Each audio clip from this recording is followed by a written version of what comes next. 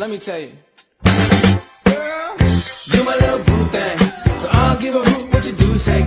अरे यार वो 10 दिन पुरानी टमाटर की ग्रेवी डाल देना। सर ऑर्डर आया है हमारे होटल की जो मोस्ट एक्सपेंसिव ड्रिंक है ना, आप बड़े सूडी से अबे सीधा बोलो ना, रूह अफ़ज़ा और झाग चाहिए। ये माँ यो वे अमीर लोग कुछ भी पीते रहते हैं, इनको महंगा बता के कुछ भी बेच सकते हैं।